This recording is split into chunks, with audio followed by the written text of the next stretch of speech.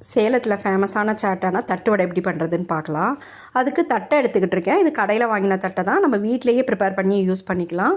2 கேரட்டை துருவி வச்சுக்கிட்டு இருக்கேங்க. ஒரு மீடியம் சைஸ் பீட்ரூட்டையும் துருவி வச்சுக்கிட்டு இருக்கேன். 2 பெரிய வெங்காயத்தை பொடி பொடியாக கட் பண்ணிக்கிட்டு இருக்கேன். இதுக்கு ஒரு ஆயில் ப்ரிப்பேர் பண்ணணுங்க.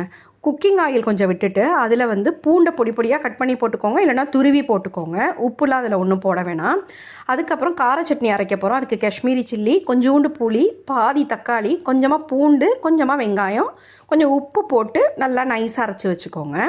அதே மாதிரி பச்சை சட்னிக்கு கொத்தமல்லி, 2 பச்சை மிளகா, கொஞ்சமாக பூண்டு, உப்பு போட்டு அதையும் அரைச்சி வச்சுக்கோங்க, நைஸாக அரைச்சி வச்சுக்கோங்க.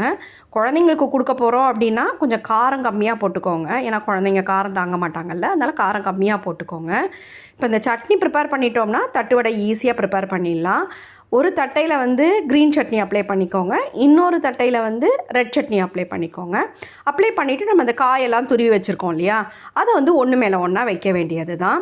முதல்ல எடுத்தோடனே வெங்காயம் வச்சுக்கோங்க, அடுத்தது கேரட்டு, அடுத்தது பீட்ரூட்டு, அப்புறம் நம்ம ஒரு ஆயில் ப்ரிப்பேர் பண்ணியிருக்கோம் இல்லையா, அந்த குக்கிங் ஆயில், அது மேலே பூண்டை துருவி போட்டிருக்கோம்ல, அந்த ஆயிலை அதில் கொஞ்சமாக விட்டுக்கோங்க. கொஞ்சமாக விட்டால் போதும், ஒரு 1/4 டீஸ்பூன் கூட வேணாம், ரொம்ப கம்மியாக விட்டிங்கன்னா போதும். விட்டுட்டு இன்னொரு தட்டை, நம்ம ரெட் சட்னி தடவி இருக்கோம்ல, அந்த தட்டையை அதில் வச்சு மூடிட்டிங்கன்னா டேஸ்டியான தட்டு வடை ரெடி. ரொம்ப நல்லா இருக்குங்க.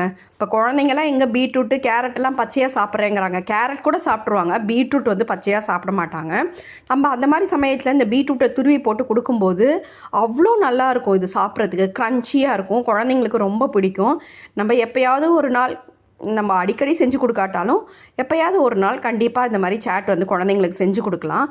அதுவும் தட்டை வீட்டிலையே செஞ்சு கொடுத்தோன்னு வச்சுக்கோங்களேன், இன்னும் நல்லாயிருக்கும். நீங்களும் ட்ரை பண்ணி பாருங்கள். தேங்க்யூ.